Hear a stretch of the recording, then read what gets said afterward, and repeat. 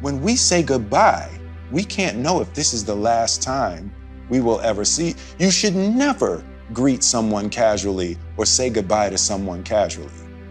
And that lesson came from that experience. Every moment was so rich. Every time we saw each other and every time we said goodbye, we made sure it was a good, thorough, full goodbye. That's how you're supposed to live every day anyway. Every time you leave your house could be the last time.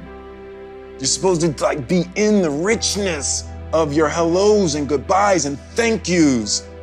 That kind of presence and that kind of attention and that kind of recognition that tomorrow's not promised. So I learned that lesson with my father. When he passed, anybody who hasn't spoken to their parents or their brother or their cousin that they had a thing with or their ex and they don't talk anymore, call them right now. Don't think you're gonna have a chance to call them tomorrow or next week.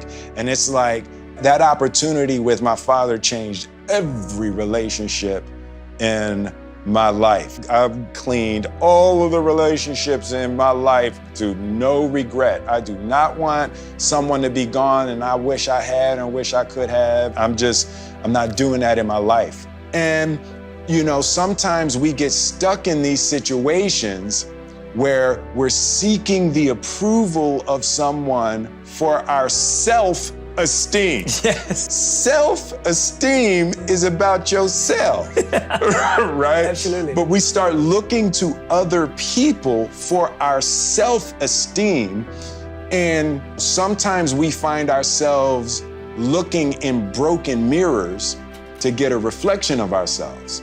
And the greatest tragedy is when you look into a broken mirror to see if you're pretty, and you're gonna let that person tell you about your inner qualities. And the greatest tragedy is when you look in a broken mirror and you're gonna change your face to try to look good in a broken mirror. You don't try to build a wall. You don't set out to build a wall. You don't say, I'm gonna build the biggest, baddest, greatest wall that's ever been built. You don't start there. You say, I'm gonna lay this brick as perfectly as a brick can be laid. There will not be one brick on the face of the earth that's gonna be laid better than this brick that I'm gonna lay in this next 10 minutes.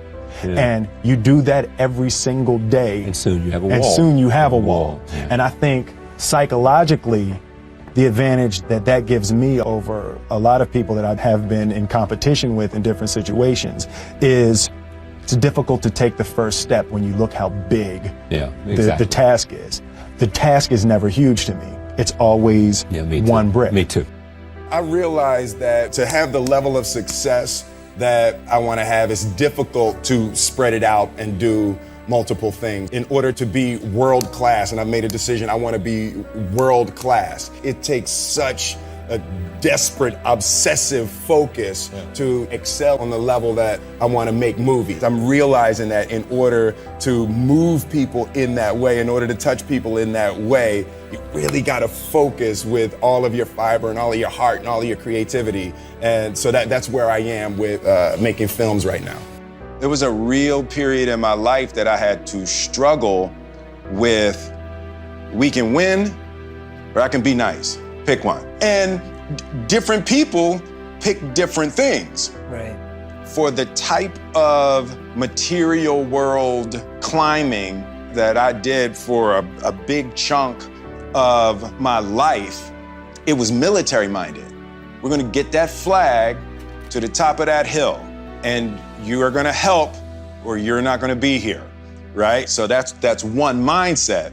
And then after I got the flag to the hill a couple of times and kept getting the flag to the hill and realized that you don't feel good and you've scorched earth around you and nobody's really happy. And then I started to have to question that mindset. I had equated winning with happiness, right? It's like, we're winning, what is y'all problem?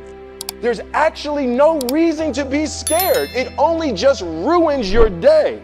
You don't have to jump. And then in that moment, all of a sudden, where you should be terrified is the most blissful experience of your life. And God placed the best things in life on the other side of terror. On the other side of your maximum fear are all of the best things in life, you know?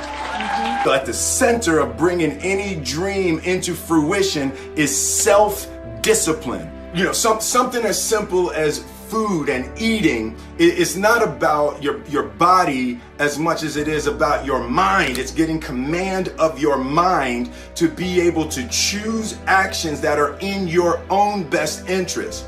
Every day we are choosing that's not in our own best interest, right? So if the world is attacking you and the world wants to fight you and the world's trying to hold you down, so you're gonna kick yourself in the balls? So you're gonna stop yourself from getting what you dream.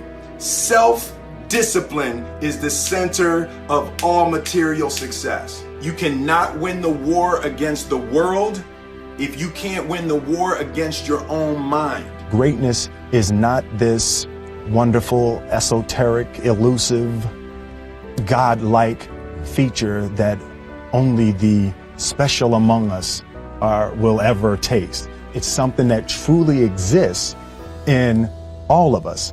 Sitting with Ali, sitting with Nelson Mandela, it's very simple. This is what I believe, and I'm willing to die for it, period. It's that simple. Life is school. You're not getting the promotion you want at work. That's school. Figure it out. Someone in your family is sick. That's school. Life is the greatest teacher there is. You just have to be willing to learn and recognizing that your pain and your suffering is the thing that the universe is poking at, so you recognize that's where you're ignorant. You wouldn't be having those struggles in those areas if you had a deep, broad comprehension of the fundamental realities of those situations. I've been a really firm believer that first and foremost, you gotta believe. And when you believe, and if you believe, and the level of your belief will determine your ability to bend the universe. If you don't believe, nobody's gonna believe. What I discovered is how cancerous fear can be in experiencing a life. Like, you can't be happy if you're scared. So I'm really confronting all the things that I've ever been scared of, and I'm just finding this really exuberant freedom in life. Happiness is peace, it's not pleasure. And everybody thinks happiness is trying to get as much pleasure as you can get. There is nothing more agitating to your mind than extreme pleasure. It's like peace. And it's like you just come into that beautiful state of needlessness where you realize you really don't need nothing.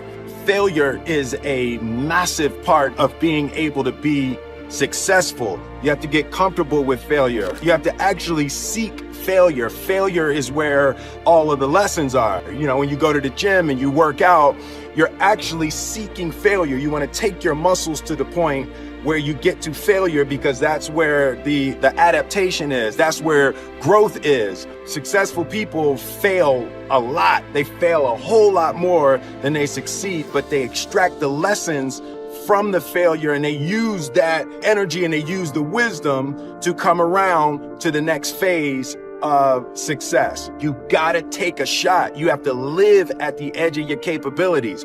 You gotta live where you're almost certain you're gonna fail. That's the reason for practice. Practice is controlled failure. You're getting to your limit, getting to your limit, getting to your limit. You can't lift that. You can't do that. Until you get to the point that all of a sudden your body makes the adjustment, and then you can do it. Failure actually helps you to recognize the areas where you need to evolve. So fail early, fail often, fail forward. As a child, my parents always told me you could be whatever you want to be. You could do whatever you want to do.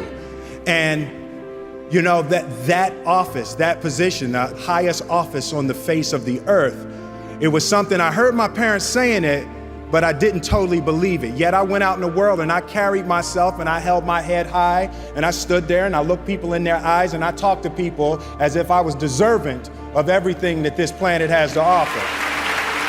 So I really want to say to children out there and to people who are watching, Confucius said one time, he who says he can and he who says he can't are both usually right. And I want you to keep in your heart, just know that you can. Know that you can.